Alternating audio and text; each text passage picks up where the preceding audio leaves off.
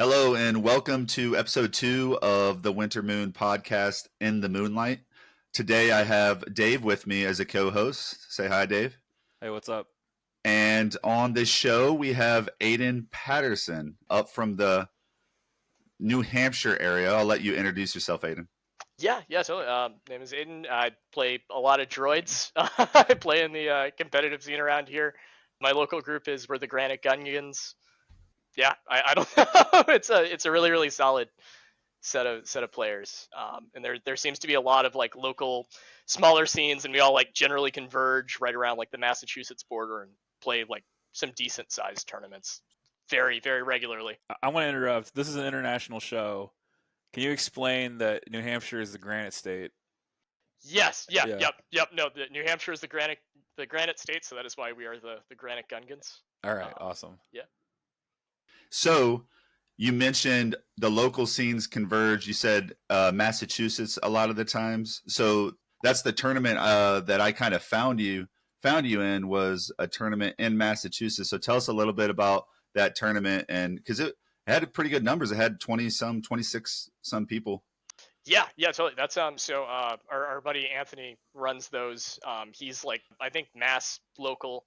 So it's like those guys. Then you've got guys from like Connecticut, Maine, New Hampshire. Sometimes I'm actually from Vermont, so my old local is the Maple Syrup Mandos from Vermont, and so they'll even come out sometimes too. We haven't had any of them at that specific local, but they'll come to like the big conventions like Everwinter or Ironweld, which happen in the same area. But yeah, what is it? The tournaments that run out of Saugus that Anthony runs are like, they're like my favorite locals ever. They're as big as like a lot of the smaller cons that happen in New England, and It's like a one-day event, so it's like it's not exhausting. You get to show up, play 3 games of Legion. The prize support's amazing. The TO is great. Everyone's super friendly. Awesome. So what we're going to try to do is I want to dissect your list. Then maybe we can kind of discuss how your list worked, maybe, and talk about a couple tweaks, and then we'll do some battle reports from the tournament that you went through. There's a few people that went 3-0, but you're one of them. Then we'll save. We definitely want to get to know what's going on up there in the New England area. It seems like you guys are pretty. The camaraderie is strong. The thematics with your Granite Gungans name, with your Maple Syrup Mandas crew. So that'd be fun to hear about later on. So let's jump straight into the list. I'll go ahead and start by giving a quick rundown of the list. We'll throw it up on screen for anybody watching the video. And so it was a CIS list, and you had Count Dooku at the helm with Force Push, Burst of Speed, and Force Choke. Then you had Naked Kraken, so Super Tac Kraken, which you don't see a lot, so that's pretty cool. 3 B2 Super Battle Droids with ACMs. One of them had a medical droid. You had 3 Naked B1s, and then you had 3 BXs with Vibro Swords. And only 1 overpowered Aqua Droid, not 2. You didn't bring 2. So, No. And it had the heavy, of course. Oh yeah. So, give us a look inside your head of like where this started. Was this a long, meticulous process of messing with CIS, or did this idea come to be, and how did it start? So it's a little bit from column A and a little bit from column B. When the new edition came out, I actually tried triple flamer spider droids. Just because of the super tac card. The squads. Yeah, well, the reinforcements card lets you get them in your opponent's army on turn 1. So I was like, well, what do I line back this with? Let's do Dooku and some BXs.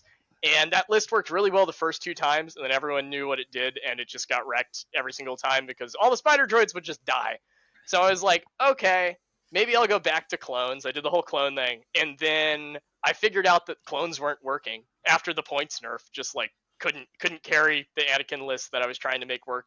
So the week before Everwinter, I came up with basically this list minus the Aqua Droids. It used to run 1 less act, and it had the 3 black heavy on all the B1s. And I'm sure some other upgrade, I think improv or something.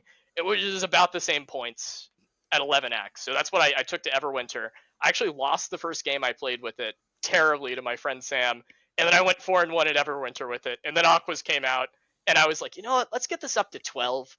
The first time I tried the Aquas without the heavy, garbage. They died immediately. They didn't do anything. Then I threw in the heavy. I haven't lost a game with the list since I added the heavy Aqua Droids. I'm like, yeah, it's a lot of fun. Awesome. So was Dooku the okay, Dooku's in my list. Let's build around that, or was that give or you could have went either way with that? So I think mostly what it is I generally just stick with one faction and I try and play every unit until like I figure out what works for me and what works for my play style. So this is really just like, I know BXs are really solid with vibro swords. Like they are probably, honestly, I think they're better than Maul. Like they hit harder than Maul. They're basically Maul without Pierce, and you can take 2 of them for the cost of Maul, or you can take 3 and then you have even more. Like the fact Right. they have Scout 3 and can, wreck units at range, like you can pick off a weak core unit with them on turn 1 and gain some momentum, and then even like hide them behind something after, and then also jump out. Like you can just overwhelm. Like it's a threat saturation list was basically my idea, is like everything in this list can wreck your day except the B1s, and they're just like, a 36 point pass token, which is great. And they're that you shoot them once, you're never going to one shot a B1 squad, generally speaking, with most dice pools. So they're a great hedge on objectives, and if you keep them in the back and wait until the end of the game, they're really annoying to dislodge from POIs. Absolutely, yeah. Dave, what's your thoughts on the list, kind of at first glance? Well, I'm digging it primarily. Like I've also like encountered the same thing with CIS where I have Dooku, a super tactical droid, and some kind of like beef, whether that's B2s with ACMs or 2 Aqua Droids, or some kind of meaty core units or Aqua Droids to hide things behind. I haven't really experimented a lot with BXs with the Vibro swords, but I definitely see the value. I definitely saw it today. I played a game against CIS with experimental droids using the same configuration of commandos with vibro swords, and I mean that's just even crazier because EXD gets the speed increase, so you can like scout 3 speed increase and then charge in at like really long distance if you've moved any amount of aggressively towards your opponent. Yeah, so I mean this list follows a lot of the same trends that I've noticed in my list building. And I mean, I play with Dooku now. I used to play Grievous only, but I think it was Nathan that convinced me that Force Push and then Dooku's 3-pip were still kind of necessities. It just throws off your opponent's math when they're trying to secure a point of interest. You can Force Push and then throw somebody with Dooku Lightning on the 3-pip. So Yeah.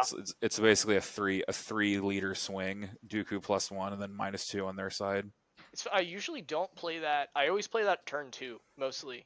My goal is either my opponent will hold their entire army back because they don't want to get rope-a-doped. Like, they don't want their unit to get pulled out and then charged by BXs or shot by B2s after they do the speed 2. And, like, if you get them close enough, you can even force push them after that and choke them.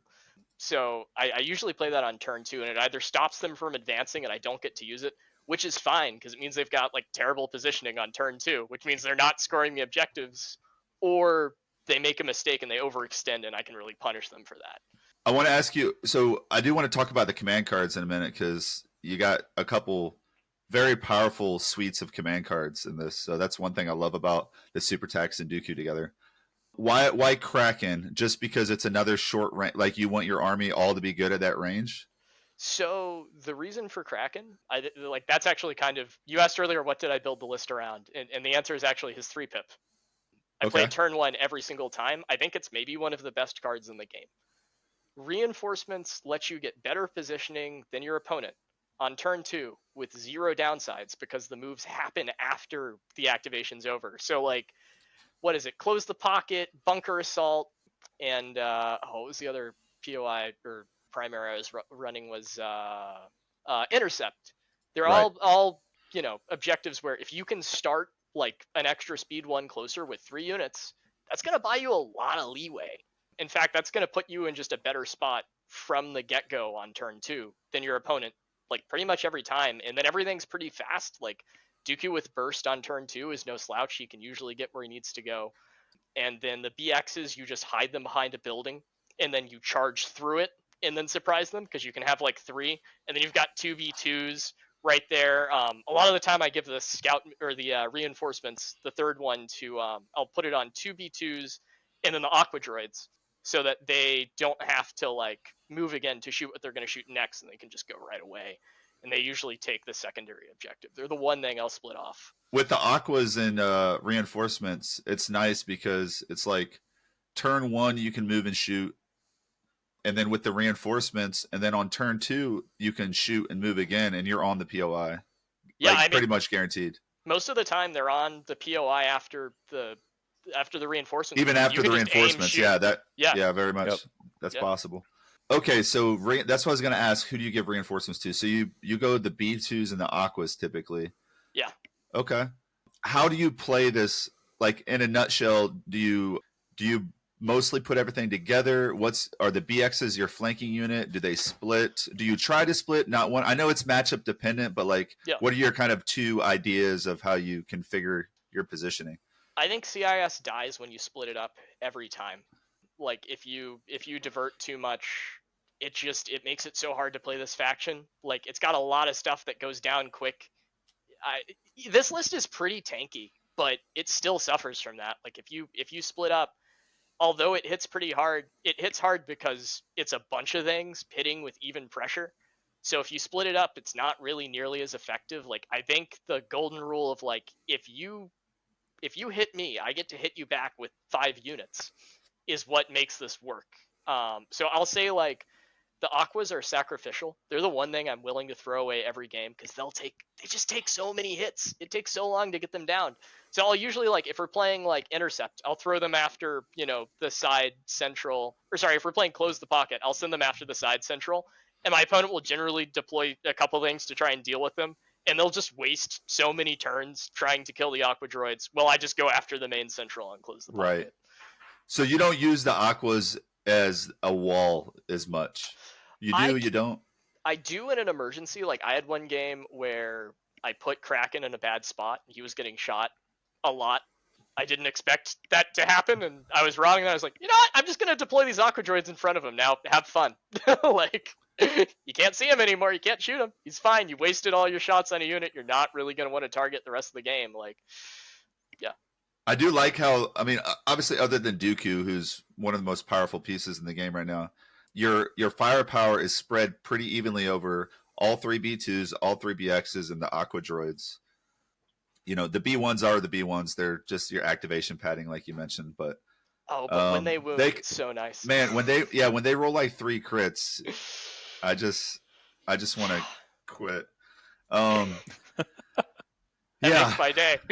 Every time. Rolling crits with B1s is my hobby.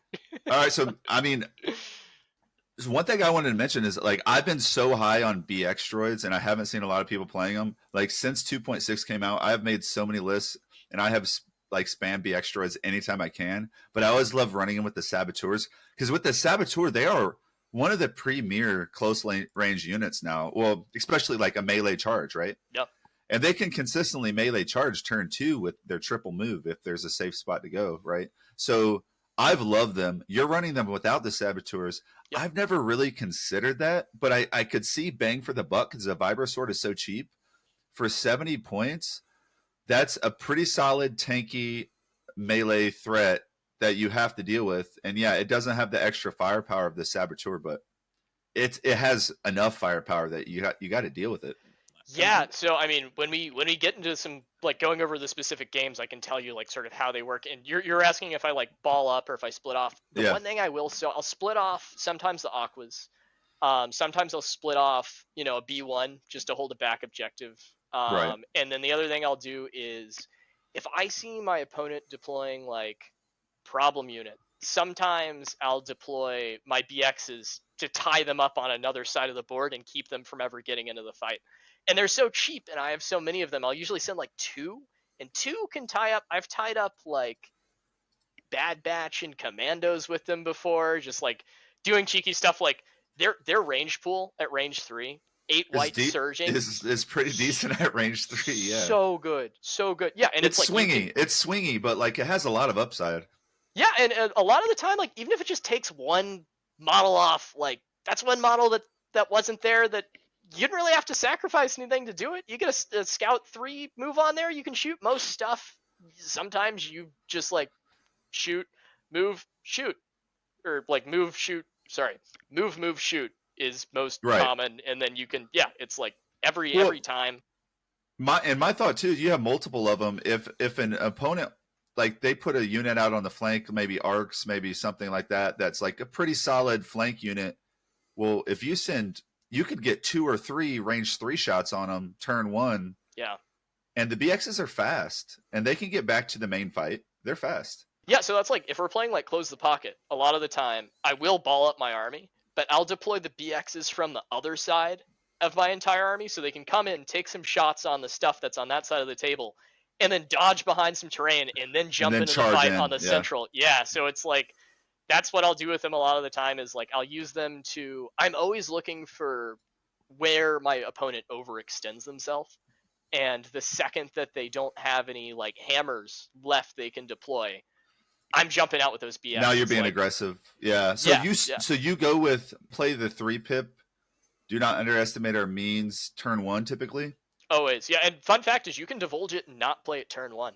Yeah, of course. Yeah, it's one of the ones you don't have to play, because a lot of times with the CIS you see standing orders, but your list doesn't, Kraken doesn't have direct or any sort like that. So your list doesn't have much order control, and I could see why having order control on your BX's turn 1 is strong. Yeah, I mean, so turn 1, my usual move is, I love Dooku can just direct himself. It's so nice. Yeah, it's so good. It's so stupid, good. But I love it. Dooku got so much better in 2.6. Oh my goodness. God. Yeah. I mean, he wasn't bad before. No, but he got a big facelift. He really. Anyway, you were saying about your BX droids and controlling them. Yeah. So I'll play the 3-pip. Usually what I'll do is I'll coordinate. So, orders on all the B1s back to a BX, another BX from the card, and then the Aquas with the other one, and I'll leave one BX. Leave one BX for the bag, yeah. Yeah, because it's like, if they come out, it's not the end of the world. You can just hide them behind a terrain piece, and they'll be just as useful. No, that's perfect, because then you throw at your B1s first, probably, I'm guessing, Oh, right? yeah, every time. Throw time. your B1s first, and then you just start drawing, and you'll be fine. And when it's time for the Aquas, it's time. Yeah, no, that's great. Lastly, with your list, the command cards, I just wanted to circle back to that. Yeah. Nothing, it's not like you have too many crazy choices to make. But, of course, Dooku has his command card suite's like one of the most powerful in the game right now. Yeah. But the super tack, I think they too will suffer, is like very strong. It's situational, but when it's good, it's good. We had mentioned on the cast that we just recorded that it hard counters like Han Solo's 0-pip with, like, we talked about like an HQ uplink on Sleeper Cell, and like this little trickery that these Han players like to do, and it kind of counters things like that. So I like, although situational, it's good. But preservation protocols, I think, is huge when you have 6 units that don't mind being in melee, because people forget the B2s. Not that you're looking for melees, but if somebody comes into melee with them, like they're a solid unit in melee. Oh yeah. No, that's one of my favorite things about this list, is that if I'm playing against an aggro list and they're hedging on getting close to me, oh, I'm so happy if you get close to me. Yeah. Like I have 8 units that are great in melee. I've got 3 BXs, I've got Dooku, I've got 3 B2s, and I've got Kraken. Like, Kraken usually punches stuff most games I play with him. Yeah, that's awesome. That's why I like Kraken so much. I was going to say, like, his props for taking Kraken, because I know he's not a popular choice, but I feel like he's a great choice, because he's like a miniature lightsaber. He's got that aim, that lethal, I mean. Dude, he's a 4th BX that comes with great command cards. Like, what else do you... And my favorite part is everyone always shoots him because they're used to, like, droid lists needing their commander. But you don't actually... I don't care if he dies, If he dies, he dies. Like, as long as he's played his 2-pip before he dies, you're probably happy. And if worst case, if he doesn't, like, it's still... Honestly, his 3-pip's enough. Like, his 3-pip is already worth bringing him. Yeah. I'd agree with that. Okay, so Dave, you want to talk about the WinterMoon podcast and the Substack? Yeah, sure. So we're here on the WinterMoon Wargaming channel. If you're on YouTube, we're here on Substack as well. We're supported by Substack subscriptions primarily, so if you are interested in supporting this content, please go ahead and become a paid subscriber. It's $5 a month. You get access to all the paid content, whether that's audio or video. And we have a brand new subscriber-only chat as well that you can be part of, instead of having you set up yet another paywall Discord. Substack has that chat feature integrated into itself. So as long as you become a paid subscriber, you get access to that automatically. That's my plug for WinterMoon. Again, if you're listening on YouTube, visit us at wintermoonwargaming.substack.com. If you're listening on Substack, go ahead and visit the WinterMoon Wargaming YouTube channel. All right, so battle reports, Aidan, and I know this could, if we go turn by turn, activation by activation, we'll be here until the wee hours of the morning. Yeah. So give us some highlights, and I'll kind of set you up. So for everyone that's wondering, this tournament took place on February 1st, so we're about 2.5 weeks old. But yeah, in round 1, you ended up playing a CIS list. Yeah, I was playing against EXD. It was an interesting list. It was like double mega B2s with a snail tank, and So I can read it down for you, so we don't have to stress your memory too hard. But Kalani had 2 Ha Trooper B2s, like squads, so the big squads. It had a Magna Guard with, it looks like just a regular. It didn't have the whip or anything. It just had a regular model added to it. He had a worker droid on a B1, on a couple B1s, triple droidkas, and then a big persuader tank with defensive protocols. So how did that one kind of shake out? What was your thoughts going into the matchup when you first saw it? Yeah, my thoughts were stay the heck away from those B2 mega hordes. I'm never gonna kill them. I have to ignore them. Like distract them as much as you can. Like, dude, they'd punch out Dooku like so fast. Oh, easily. I didn't want to think about that. We ended up playing Bunker Assault, and there was a giant central in the middle of the table, like terrain piece, like diamond. So it was just like, ring around the rosy with this giant piece of terrain in the middle. He sent all the B2s to the right side, and I sent my army all the way to the left, so I didn't really have to worry about them. They shot at me once, maybe, and killed like a one-man squad, just because they were on the other side of the table. He sent his Persuader deep, really deep, like turn 2, it was like, maybe range 1 for my deployment zone, like up the middle on my Bunker Assault. And he shot at Kraken both times. I think he killed Kraken. Which I was kind of fine with at that point. Yeah, right. And then proceeded to, I just walked up with the Aqua Droids and punched it a bunch. That did like 4 wounds. And then he was already at range 1 of like all my B2s and Dooku. So I just kind of sent all my range 1 impact at it and blew up the tank on turn 2. And that kind of set things rolling. Did the weak point side arc come into play? Really? No, I blasted it. I didn't even know or remember that was a thing. I haven't played against a snail tank in so long. Like, it probably should have. That would have been smart on my part, but I totally missed that. Yeah, no, I just walked up and just freaking red dice impact. It went down on round 2, and then at the same time, I dove all my BXs into like the massive stuff that wasn't the scary stuff on his side, and I think like. Yeah, I scored out all of those, and then he pivoted and started deploying everything over the other way. I did like split off 1B2 to try and hold my back bunker, but the second I saw all that stuff coming that way, they just spent the rest of the game running away because I'd wanted to just get out of there. Yeah. So people forget those Aqua Droids have impact 1 per model in melee. Yeah, so that's a pretty decent little shot into armor when they don't. I wouldn't say they get that opportunity too often, but they did this game. Yeah, they really did. They did 4 wounds, I think. That's awesome. Yeah. So it sounds like the big squads that perhaps he didn't get those into the fight like he should have, and that was maybe what made it tough for him that game, because that's a pretty expensive unit just to be sitting on a point and scoring. Yeah, he moved them around a lot. I think he thought maybe I was going to split up a little bit, but I didn't. I usually just bunch up. I'll play a lot of games where my opponents will deploy like I'm gonna split up, and then I don't, and then they're just now they're out of position a little bit. Yeah, and it's like then I get the reinforcements move. So like I think the biggest thing this list has going for it is threat saturation and positioning. Like I think those are the 2 biggest takeaways from how I play this list, at least, is like I'm a really careful player. I don't tend to lose a lot of units. I'm always looking for when my opponent's going to overextend themselves and then try and like rope-a-dope them. Did you blow up his bunker? Yeah, I blew up. And did he blow up yours? Or did you manage to protect it? I think he just like abandoned it, to try and kill me after a certain point. I can't remember if he blew up my bunker or not. I just ignored that side of the board. Like Yeah. when I play bunker assault, I just like try and go in a straight line. And play And one just- side. Yeah, I just ignore the other because like I'm such a melee skew that if I try and split up, I'm kind of screwed. And there's Yeah. no point in holding my other back point. So usually what I'll try and do is just like, I honestly think the secondaries matter more than the primaries in this edition by a lot. They can't. I think it depends on which one it is, but True, sometimes true. yes. Yeah, for sure. What second? You had recon mission on this one. Sounds like. Yeah, I think so. I think I killed his recon carrier.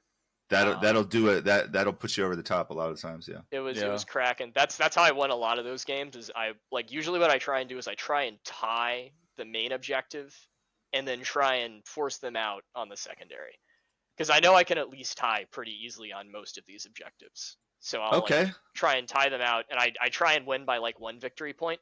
I don't try and like sweep people out, because that gives me a lot more time to like build momentum and focus more on killing units and like reducing my opponent's options. Yeah, you try to get that like 1 VP edge and just be stable and just hold it and be like, you can't gain back, you can't get that VP back, or at least hold a tie on kill points, and then like true. In the end, generally they don't have enough units to keep up with you, and you can like squeeze out the victory. Yeah, it's interesting in this edition where it's like you're always trying to keep the other player's point total in mind, and then it's sort of like, okay, something happens on the board and it changes the victory point math, and so that victory point math then informs what you're going to do next, basically.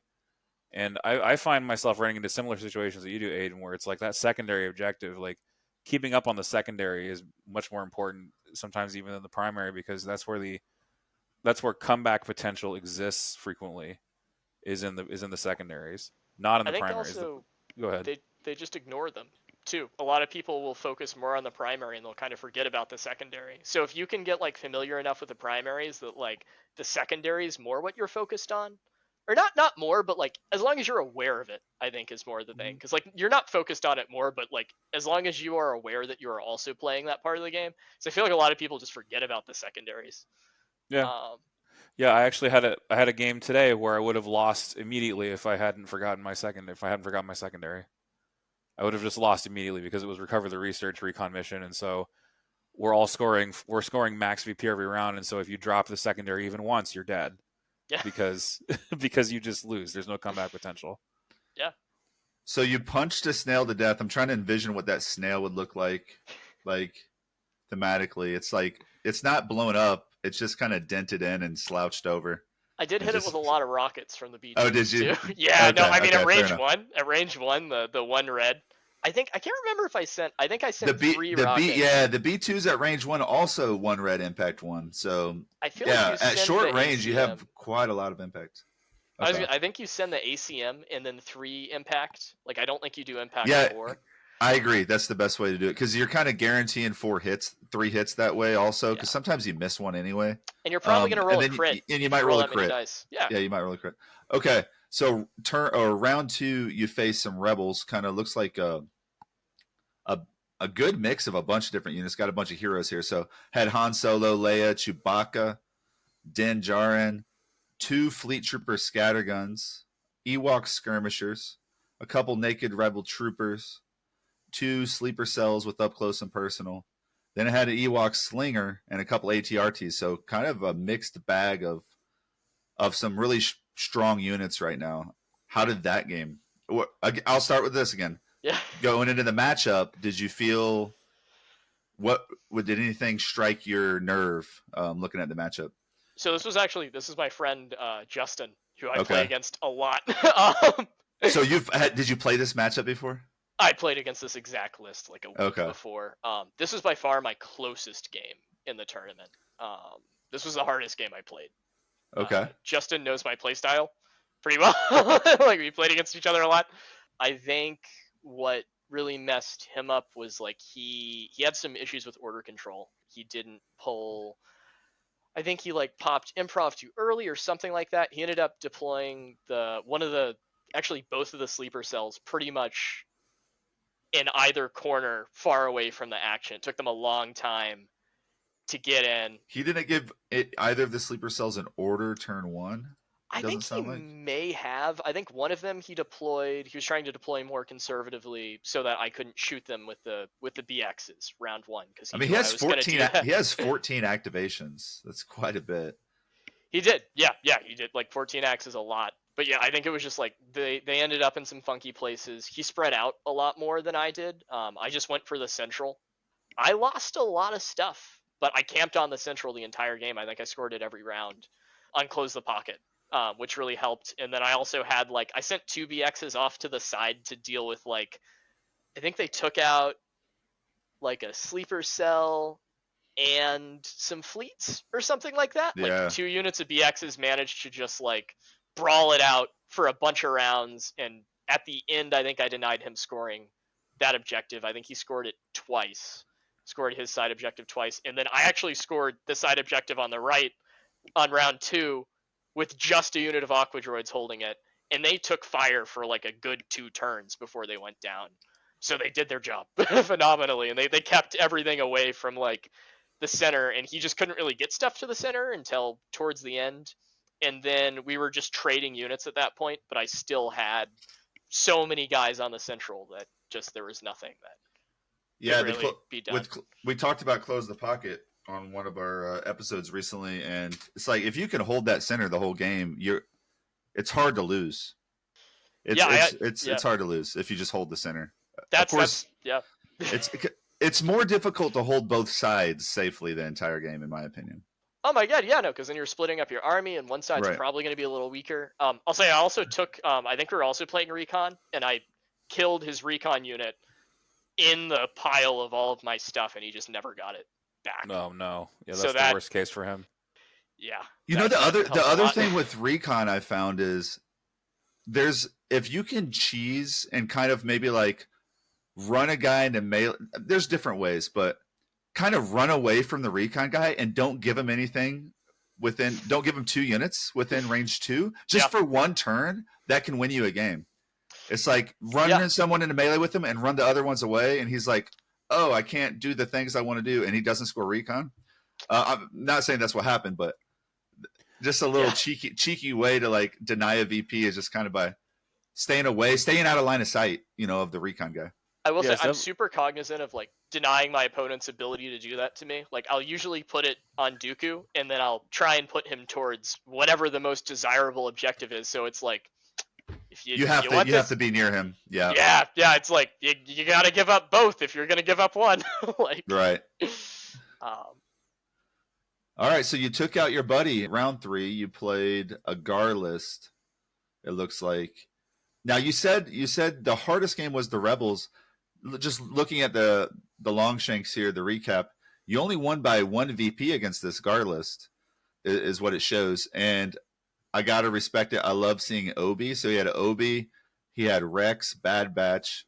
He had 4 core, 1 with a DP-23, that range 2, Pierce 1 weapon, 1 with Boil.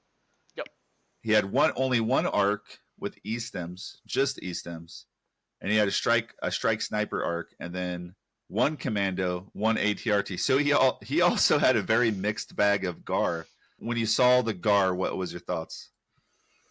I generally like playing against Gar. I just played a bunch of Gar, so I know pretty much all their tricks with Rex and Anakin and Bad Batch and Commandos. Yep. So I know how the army functions. The threat ranges, what to look out for. Yeah, totally. I think that game, he split his army 50-50, and I dedicated everything to one side, and that really helped. I think turn 1, he tried to get a lot of his melee stuff up really close, and he I think he triple moved Bad Batch. He played We Do What We Do turn 1. Right. And double moved them into, I think, a steady shot. Is that how that? Yeah. That's how that works. To take 1 shot at I think my Aquas or something, but they were slap dab in the middle of the table. So I just charged them with BXs on turn 1. The Bad Batch, although they are serviceable in melee, they're actually pretty darn decent in melee. Yeah. However, that's not where they shine, is being super mobile and deleting things while moving around. Yeah. and contesting POIs. So always put Bad Batch in melee if it makes sense.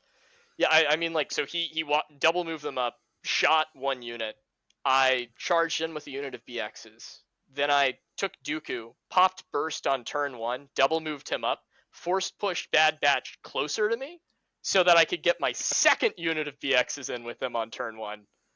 So I got 2 charges on Bad Batch turn 1. Wait, so you had last 2 acts turn 1? He's running very low activations, and Yeah, he had 11. You had 12, and maybe he probably lost the 3-pip roll off. Yeah, I think so. Yeah. So it was just like that's not because you. So how many wounds were you able to do the Bad Batch? I think they were dead on turn 2, or Dang. down to 1 model on turn 2. Wow. And Dooku never touched them. He choked them and killed Wrecker, I think, because so the BXs went in, they did 2 wounds. The first unit did like 2 wounds onto Wrecker. Right. Dooku came up, pushed them towards me more, killed Wrecker. Then I charged in with the second unit of BXs, and then I think like turn 2, the rest of my army just took care of them. But turn 2, I played Dooku's 1-pip, and I lightninged, and I think killed a unit of arcs, and then also got into melee with something else. I think commandos, and just like one-shot them. It seems like you had the dream, like end of turn 1, beginning of turn 2. You must have been feeling like $1 million about that game at that point. Yeah, I had to think really hard. I was like, do I want to double burst Dooku just to push them out? I was like, this is kind of cheeky. He's going to have an immobilized token. And then I was like, he's exactly where he wants to be. Nothing here can one-shot him. He's going to be fine. I've got a med bot. I've got, Guardian, backup, whatever. Yeah, backup from like all the core near him. I'm like, now's the time to... Once I committed to that move and it worked out, I was like, okay. So like you're saying I lost on 1 point. I came close to tabling my opponent that game. Yeah, so that's what I was looking at. The kill points, you did quite a bit more. So that was one of those things that you're mentioning where you knew you had the VP secured, so you didn't need to necessarily try to win by more, and you were just taking things out and staying stable. I spent the second half of the game just going over to the other side where the rest of his stuff that was still alive was, and like I did kind of actually get there with a lot of stuff on the last turn, but it was like we got to a point where we were just like the game's kind of over. Like he lost half his army by round 3, I think, just to like all the half on that side, and I ended up blowing up his bunker. I protected mine here. He blew up mine on this end with like a strike team that had just been sitting on it for the entire game, but it was like, I forget, what was the secondary for that one? Sweep and clear. Yeah, so I think I just deleted so many units that like I had enough victory points there to keep up with what he was gaining by having complete control over that side. So yeah. So you finished up 3-0. This was as many of these size tournaments are. You guys had one of the LVO-IS invites. I was told that you passed that off to another guy. Yeah, I just don't know if I'm going to be able to go this year. Yeah, I heard it's a little bit of a drive from New England. Yeah, I mean, I'd be flying down. I don't know, like, I'm like, yeah, my future is slightly unclear in terms of, like, logistics, how much funds I'm going to have to do something like that. But, yeah, and the other guy was like, I just asked him, it was a 2-second conversation. It was, hey, can you make it to this tournament? He's like, oh, yeah, here you go. And we agreed to just... well, because we were originally going to play 5 rounds, but it was everyone was so exhausted, and RTO was just like, do you guys just want to decide? Oh, you were going to play till the end. Okay. Yeah, because we were going to play the next 2 rounds, or come back the next day, and everyone was like, there was just like a big winter storm. We were like, we don't feel like doing this. We're just going to decide who gets this. So I won based off of strength of schedule, but I gave the invite to him it made his month. It made me really happy when he was like, yeah, I get to go to this tournament. And it's like, I'm pretty sure if I want to go, I'm going to be able to. I play so many tournaments, and like you get points towards LVO just for ranking high. Like I think I was like number 32 last year. I didn't end up going, but like for the invitationals. So like based off of if I do anywhere close to what I did last year, like I'm pretty sure I can get an invite. So I was like, let's just like, yeah. So I do want to plug the other 3-0s so they get their moment for their list to shine. But so I see on Longshanks it says Doc Forsaken. I believe his name is Mark. I don't know if that sounds right to you, but Hopefully that's correct. But he was running Rebels, and he had Luke Skywalker, Commander Luke. It looks like, if I'm correct, hero of the rebellion is the commander, right? Yeah, it's Commander Luke. Okay, so Han Solo, Chewbacca, Bad Batch, 2 Rebel sleepers with targeting scopes and up close, 3 Rebel troopers with the shotguns, and then he had 3 laser ATRTs. So I think that's a little bit more, I don't want to say standard, but a little bit more synchronized Rebel assault than maybe that you played in the last round that had a little bit more of a mix of different things. But yeah, so good job, Mark. Hopefully you get down to LVO. And then there was another 3-0, James Aguiar, is his name? Oh, Who yeah. was playing. Do you know James, Dave? I think I know James, yeah. Cool. I think we're friends on Facebook. He plays a lot of tournaments. He's a super, oh, yeah. I super think chill dude. I think I saw him in Atlantic City one year. I think he was on stream. You know, whenever we talk about people or somebody shares a story, I'm like, there's so many of these people I might have met as well, and I'm sure I forgot more than I remember. Let's put it that way. So he was running Gar, but he's running Anakin, who is so strong right now. Anakin, Rex, 2 clone Z6s, 3 arcs with clone commanders, which to me is a little.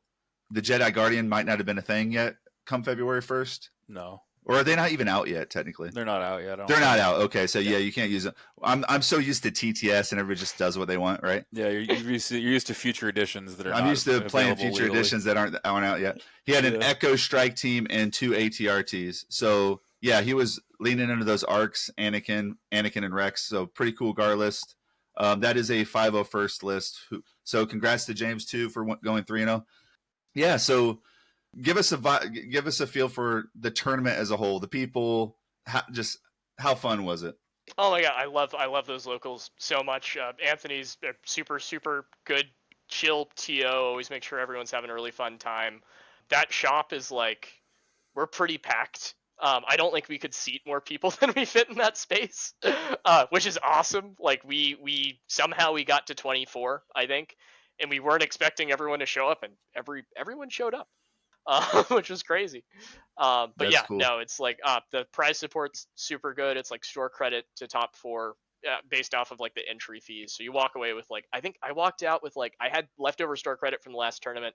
I walked out with every new release covered, minus the Aqua Droids I bought before the tournament. So that's cool. Like, awesome. Pretty psyched about that. So great surprise support. And if someone happens to tune in and find this podcast and is up in that area and hasn't played or is nervous about playing, I've talked to 3 or 4 of you guys over the past few days.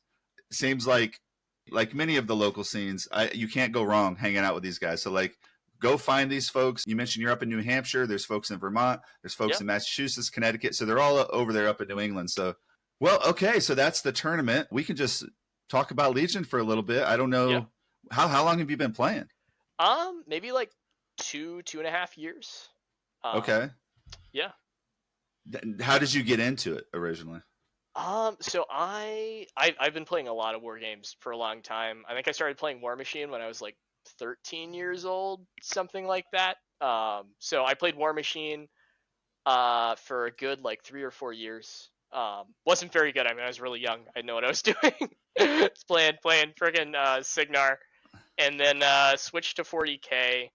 Never really liked it. Not a big 40K player. I've heard over the years people that have played both 40K and Legion describe the differences in similar ways, and it's always a pretty consistent response. So like, why, without being too much of a hater, like, why do you say you like Legion more than 40K? Okay, I think I have a way to explain this without being a hater. Okay, maybe a little. I have strong feelings about that game system, but what I'll say is I think that what people get out of 40K that's positive is very different from what people get out of Legion. I think that a lot of people really enjoy the world and the theme and the setting and the lore and the art and like the really, really over the top, like detailed miniatures. And like, if that's your jam, play that game. Like, you're going to have so much fun from the hobby aspect and playing narrative campaigns. I'll say if you want a hyper competitive game where strategy matters, I don't think it's 40K. At least like in a financially feasible way. Like, they really just crank up the stats on whatever comes out first, and then you're just rotating. You'd be buying armies left and right. Like, if that's your jam, if you want to constantly rotate armies and paint a ton and like go to really big conventions, and I feel like it's like D&D versus like Pathfinder or something, where it's like, because it was first, it's the biggest and it has a big group, and that's what it's got going for it, is like you can get a lot of enthusiastic people around it. That said, the reason I love Legion so much is like, I think strategy really matters. It's alternating activation, so you can't just get half your army shot off the board on turn one, and then you're just, because you lost one die roll, you know what I mean? Like, I think there's a little less RNG, and I think it really makes your decisions matter. And it's like, I think skill as a player is more an indicator of who's going to win than who has the best list.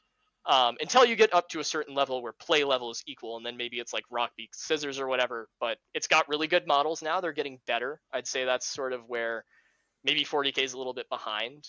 Or sorry, where Legion would be a little bit behind is like the quality of the models. But AMG's been doing a really good job of that. So yeah, it's that sort of, yeah. I don't have a history of any other tabletop game, so I came straight into Legion with no preconceptions of like the community or anything like that, or what to expect. But as a person who loves the competitive balance of things and video games I've played and things like this, I also thought Legion has done a great job. And it, to me, the telltale sign is that although there is a lot of RNG inherently because you're rolling dice, the same people can consistently do well at tournaments and top and win huge tournaments. So if you're talking about, let's say, Magic the Gathering or some of these other type of games that have tournaments with hundreds of players, it's very rare to see the same 3 or 4 people always be in the top 8 or something like that.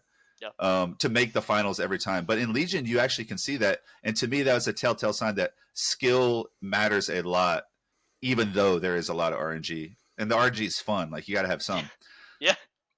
That's what makes the great stories. So, okay, no, cool. I just wanted to stop you because I always like to hear the difference between those two. So I like the way you put that. Thanks. Dave, Yeah. you got any thoughts? Yeah, I had some questions more to the point of like Legion strategy. So like, how important was it to you to get 12 acts?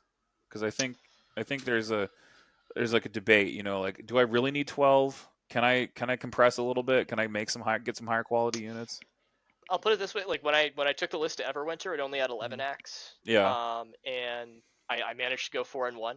I think the reason I lost was actually because I wasn't at 12. And I don't think that was because of activation count, as much as it was I lost on kill points. My opponent was running much leaner units than I was, and I wasn't used to them being run that lean. So in my head, I was up a lot more on kill points than I actually was. I see. And I got sloppy with throwing away units towards the end because I thought I could eke out a victory point edge and maybe win on VPs.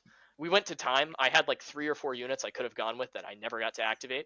So that could have changed that math a lot. But I think him having leaner units definitely helped him in that regard. And that's sort of like, I came to realize, like, do I really need the 3 black on all the B1s? Like, I think I can lose it and be fine. I think 1 unit of Aqua Droids is going to take even more hits when the B1's job is more to take hits than do damage output. I think 12 is where I think you can get dicey with it and go to 11, but I think 12 is ideal. Okay. Yeah, and I think I'd say like other factions will have a harder time getting to that count. I think CIS is in a really good spot because it can get there pretty easily with B1s. You missed the absolute heyday of droids when the Ion Spiders first came out. Did you miss it? I think you missed it. I did miss that. I did get to play EXD though. Actually, I think I met you. I was on one of your streams back with Yavin at the Lone Star Open in Texas. Yeah, Lone Star. Dave, yeah. You were on Dave streamed one of your games? Yeah. That's awesome. Yeah, I think it was the only game I lost that day. I've never won a game on stream. Every time I've streamed twice, and both times I've got my butt kicked heavily. Stream curse. Yeah. You go on stream and you just lose. So you do travel. You do travel out to play. Yeah, I'll go to Montreal sometimes. It's actually pretty close to where I am. When I was back in Vermont, it was only 2 hours. And the hotels there are like so cheap, like, but nice. Like it's great. You do a really, really good time there. But yeah, like if I've got the funds, I'm gonna travel for this game for sure. So I want to ask you. So who are the Granite Gungans? Because there's 1, 2, 3, 4, 5. Now I'm only going off Longshanks. There may have been more of you guys, but I see 5 Granite Gungan tags on this tournament. Yep. And they all finished in the top 10. So you guys ran down to Massachusetts and showed them who's boss a little bit, right? So tell us about your Granite Gungans group. Yeah, totally. So there, I met my friend Sam, who's like one of the main guys. It's like Sam, Trevlin, Justin, Ryan, and then we've got our buddy Ethan, who mostly plays in MCP. So half our games are MCP, and then the other half are Legion, depending on what people are feeling the week of. But yeah, we all play out of our friend Sam's garage. We usually get a game in a week. On Saturdays, we'll play down at a local shop and try and like get new players in that way. We've actually got a couple of guys we met through. If people are looking to play in New England, anywhere in New England, I'm talking Maine, New Hampshire, Connecticut, Mass, Vermont, definitely get on the Star Wars Legion New England Discord. We're all in there. Every local is in there. They'll find you. They'll be like, all right, which town are you in? How do they find it? I can send you guys a link after if you want to. Yeah, we can put in the comments for sure. Yeah, I would say, but yeah, like seriously, just reach out. You'll have 20 people being like, hey, come play games with us. Like we need more in our local. But yeah, I'd say we're all pretty competitive. Like we jam a lot of games. We've got some really good players. Yeah, and yeah, more importantly, we have a lot of fun. So as someone who's lived in different spots around the country, I think a lot of folks not from New England forget about, especially the 3 states above Massachusetts, sometimes are left to the wayside. So it was nice to hear that there's Legion being played all around. Oh yeah, that's cool. No, there's quite a few locals. They're all like 6, 8 people. But when we converge in the central state, we get a pretty good turnout, and it's always the same people. They're always like really all happy to see each other. Did you guys roll in there with some Granite Gungan swag? Did you have some matching T-shirts or what? So we're still working on getting jerseys. I have like some AI image of Jar Jar Binks as a Sith that I had a friend make. But I do a lot of 3D printing and I design my own stuff. So actually, I made these custom tokens for the new objectives. Oh, nice! So I did all the graphic design. They're double-sided. They're all 3D printed. FDM, not resin. So this is like, you've got your intel token. This is marked targets, and this is like a little radar for like scanners and stuff. Very like cool. That. Yeah. Awesome. So I gave these to everyone at the tournament, and also like some range tools and stuff. But very cool. Shoot, I mean, so what's give me a Legion story. Like, do you have a most memorable game or moment from a Legion tournament? Does anything stick out that just made you feel like $1 million, or maybe it was like maybe the opposite? I'd say my losses stay with me a lot. I think like the only bad game you can have is when you lose and you don't learn anything, like, or you don't have fun. Those are like the 3 qualifiers. Yeah. Like, if I lost, I didn't learn anything, and I had fun, that's fine. Like, I'll take that. If I win, but I didn't have fun and I didn't learn anything, that's also kind of an L. So yeah. I'd say like my favorite thing is like the people you get to play games with like around here are like super friendly. So we never really have any of those games. It's usually like, yeah, but like a story that stands out. I don't know. I killed Vader on turn 2 at Everwinter. That felt pretty good. I'm not familiar with Everwinter. Tell us what that is. Yeah, so there's Everwinter, or sorry, maybe it was Iron. I think it was Everwinter. Everwinter and Ironweld are like the 2 big tournaments in New England. Okay. So they're like your LVO, SLO, that sort of. The funny thing is, it's about the same size as that local. It usually caps out around 26, 30 players, because it's all the same locals coming together. Like that tournament we just went to is pretty much what that other tournament. You don't get too many outsiders up there in that area, do you?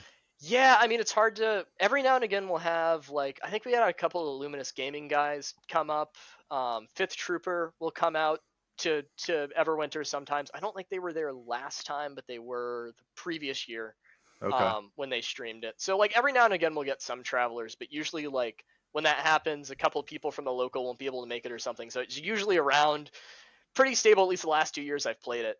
But yeah, it's excellent TOs, excellent players. Like, yeah, it's all the locals converging, which is so. I'm sorry, you killed Vader on turn 2. So like, what did he blank out? Like 0 for 8? Like what happened? He this is a friend of mine from my old local. He like triple moved him up off the infiltrate and then got him like in my deployment zone on turn 1, but he dove into B2s and forgot to bubble wrap him. Ooh.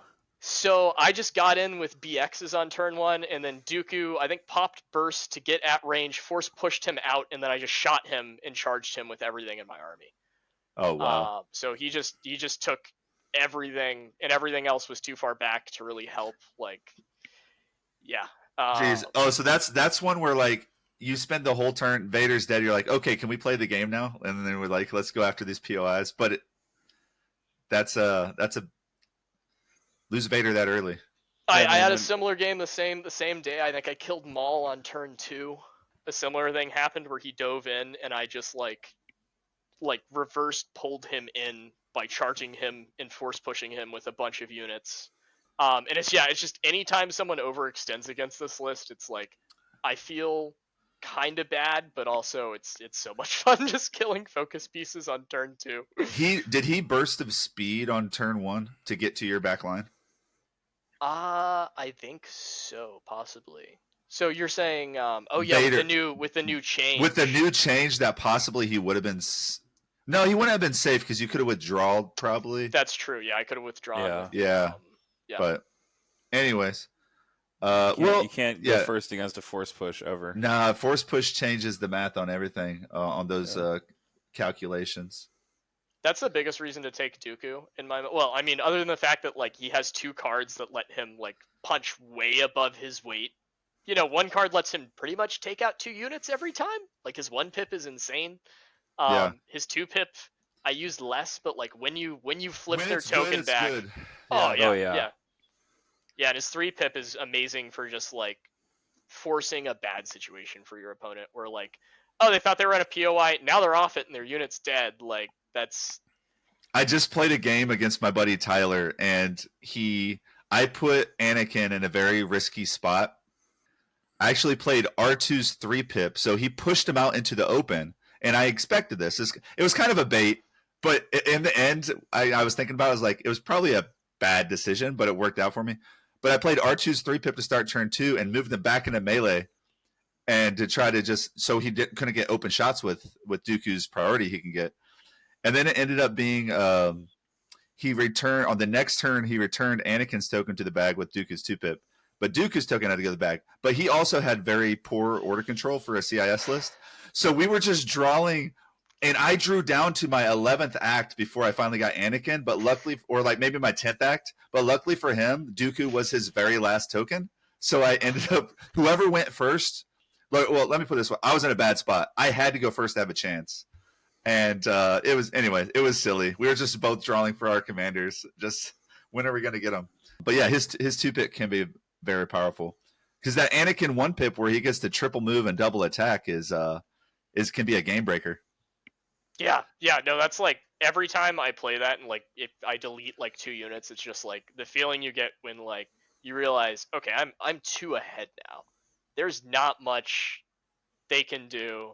No, it's I try good. Not to take a breath. I try not to take a breath because I really want to. Like it feels like you can, but like no, you have to stay locked in like the entire time. It's honestly it's hard to imagine that Anakin can swing into 2 good units. Like let's say find some red save units to just cut down on that 1 pip and not feel like you got his full value already. Everything else is icing on the cake. Yeah, no, seriously, it's just like, and he's probably on a POI, and he's wicked tough to kill. Like and you still have to kill him. I haven't lost him in a game yet with this list. He's never died. Like Dooku he'll take like 1 or 2 wounds most games. I'll heal 1 off, and then they'll just give up on trying to kill him because the Makashi is the Makashi can be rough with some of those units though. Dooku and so Asajj, nice. it can be really tough to deal with. It's so nice. Like having a force user that can reliably kill other force users too is just like so clutch. Like, so you said you mentioned you're a bit of a creative. You showed us your 3D prints as well. How are you with the modeling and the painting? Is that the aspect you really enjoy, or is this like I get through it because I really like playing? So I like the hobby aspect. I don't have aspirations of like becoming a really good painter.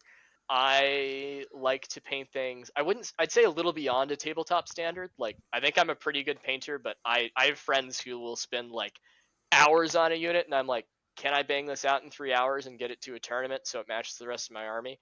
That's kind of where I'm at. Is like, I love everything to look cohesive, and there's no feeling like having a cohesive army where everything looks like part of a whole, but everything looks cool.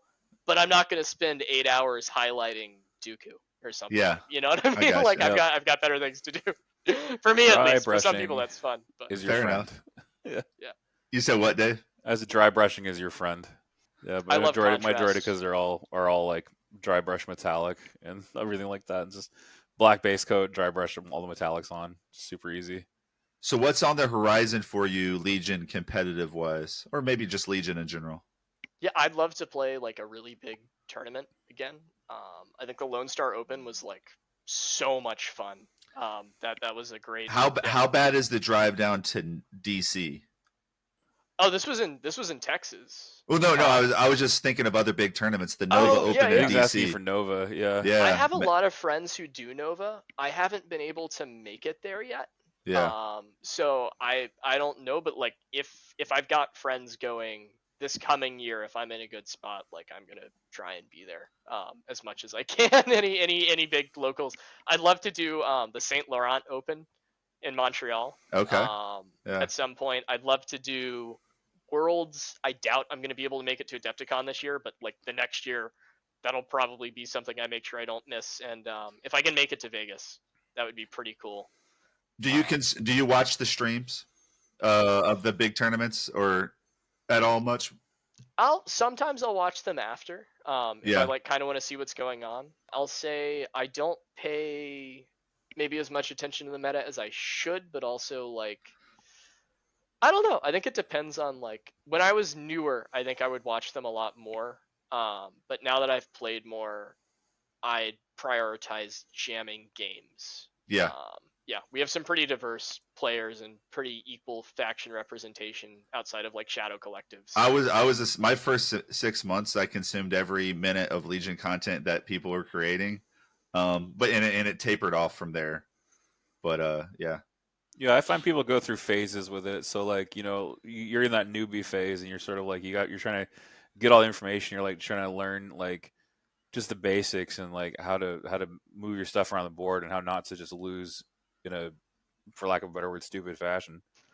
And then once you're acquainted with the basics, that you're trying to build muscle memory and trying to build up that, I've been in the situation before. I can now apply what I've learned in the situation, or I'm trying to accumulate reps and build those pathways.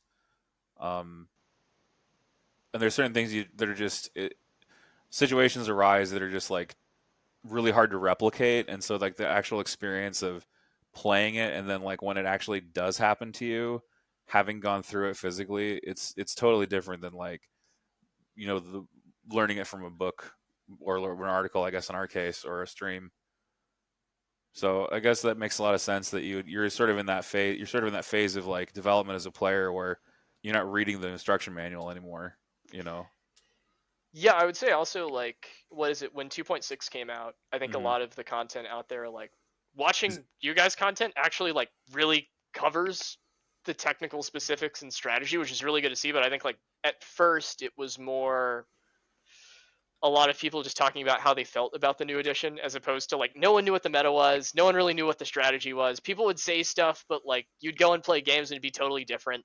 So it's like I think it needed more time to solidify. I kind of got to the point where I was like, until things settle down and things get a little more established, there's not too much of a, I feel like we're now at that point where like we have a meta analysis that's useful.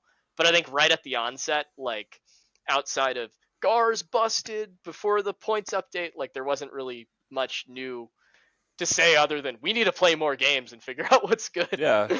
We're coming up on a year almost since 2.6 dropped. That it feels like it's been 3 months. I know. It feels really short. What are we at? Like 8 months now? Something like 8 or 9. Yeah. That's crazy. Yeah, so we're like most of the way through a year since 2.6 dropped, and there's still a lot to figure out, which I think is great. That's the sign of a well-made game, is that it's got enough tactical depth that we haven't solved it, and it was always going to be tough to solve anyway because the board changes from game to game, but we've developed like a sort of a set of truisms, where it's like these things in general are true and you can look to these as reliable guides, but there's always going to be exceptions. We can't hard and fast say that one opening beats another. It's really not possible to say that in Legion. I love what you just said about our new content, because that's been one of our motivations. Is we want to talk about playing the game, talk about the strategy and the tactics, because we're having a lot of fun with the game. No, we don't think it's perfect, but there's going to be an ebb and flow. Things are changing. We're waiting on some more updates coming here in the near future. But in general, I think we all really enjoy 2.6.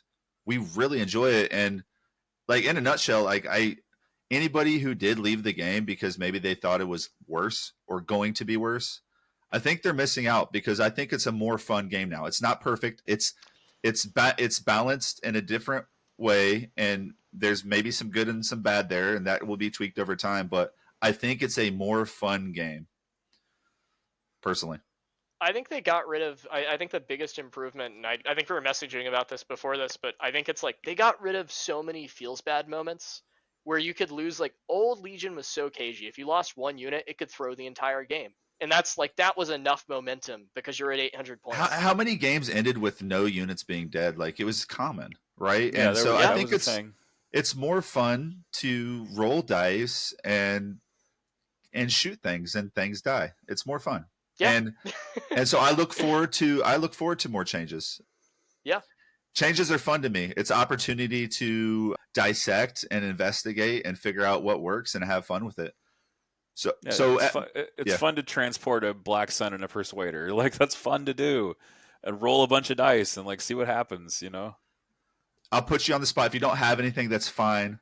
If you could give, I want to ask you, if you could give a piece of advice to maybe a new player that wants to be good at the game, what's like one nugget that you say, hey, if you kind of go with this mindset, you'll go down the road to success as far as like tactical, maybe playing the game.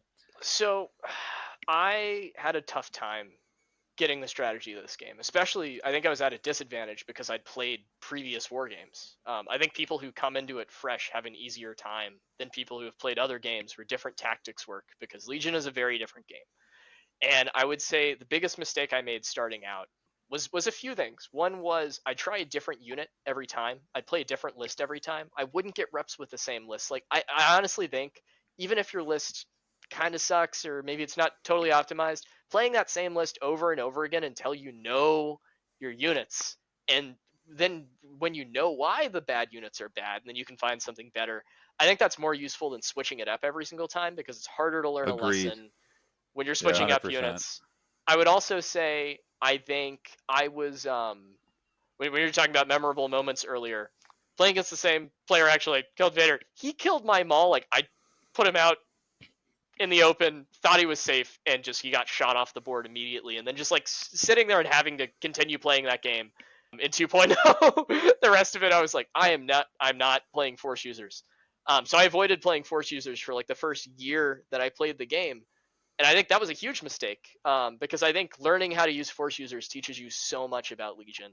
They are really hard to pilot though, and when you don't know how to play them yet, when you mess up, it feels really bad, especially as a new player. So it's hard to fight that instinct. So like I would say maybe start without a Force user at first, but I would say switching to using a Force user earlier. And I think in 2.6, it's a lot easier to pilot them. Like I think it's less, if they go down, it matters less than it did in 2.0, as with most units. Even if you don't want to play a Force user, it's still good to like throw one in every 4 or 5 games, because if nothing else, it will help you learn them to play against them a little bit, Yeah, I would also say if you have friends who play different factions than you, and this is something I need to do more, but try swapping armies with them. You'll learn so much by having to pilot your opponent's army. Like you'll learn all their tricks. You'll learn what really messes them up, because you'll make that mistake. And then when you see your opponent make that mistake, you can exploit it. Like switching factions is something that's also helpful. I wouldn't say to a brand new player to switch factions all the time. I'm talking like maybe 4, 5, 6 months in, it can be fun. But I would say like consistency, and I also say playing a lot of games against as many different players as you can. If you play the same guy every week, you can get into some weird patterns where you think some weird stuff is competitive because like that one unit really messes with your specific friend's playstyle, but it doesn't do anything for you in other games. Like, Yeah, variety is definitely helpful. variety is key. Variety and playing all the objectives I found in 2.6 since it's came out is don't be scared to play an objective. Like, don't veto it because it's bad for you. If you've never played it, like, just get a rep on it. If you're playing a casual game, just get a rep on it. That I did that very recently before the tournament. I was playing my friend. I was like, I think that I can't remember if it was I think it was Recover the Research. I was like, this mission is trash for me. It's so bad for my list. Yeah, encourages you to split up. You have to divert your army in weird ways. I managed to pull out the dub, but only really because of the secondary, and it was really close. Yeah, but playing, I would say, learn the objectives. Learn what you have to do to at least tie an objective consistently, and then worry about getting the victory point in the game. Like I would say also come up with a solid plan and stick to it if you can. Like, if you see places to improvise, that's good. But I think a lot of the places where players will mess up is they'll get on tilt when they lose a unit, or they'll be too shy about being aggressive with a lot of units at the same time, or they'll try and split up their forces too much, or they'll just like try and take out something because they want to kill it, not because it serves the game state. Like those are all the things that I've been so guilty of. Is it's like, that unit's scary, I gotta kill it. Have you tried ignoring it? Like, can you maybe throw one throwaway unit at it to tie it up, and then like all of a sudden, you just lost 38 points from diving that unit of B1s into whatever force user that doesn't have force push because it's too expensive. But hey, guess what? You just gained way more points that didn't die to just like a giant tar pit. Like, you're gonna get some DMs to be people hiring Legion coaches because I asked for like one thing, and I know you could keep going for another hour. These are good tips, all Absolutely. good tips. Yeah. All right, thanks for listening, Aidan. Thank you very much. This was an honor and a privilege to get to know you a little bit, and it's great to hear how well Legion is doing up there in New England. Didn't know that it existed, but it is thriving. It is thriving. So thanks for listening to episode 2 of In the Moonlight. Thanks for Dave for joining in on this as well. Don't forget to check out the Substack. There is a lot more content on Substack, and there's even more to come. New article just dropped on there just today or yesterday about Geonosians, so go read up on that. It is wintermoonwargaming.substack.com, and definitely check that out. There's more to come there. Thanks for listening, guys, and have a good day.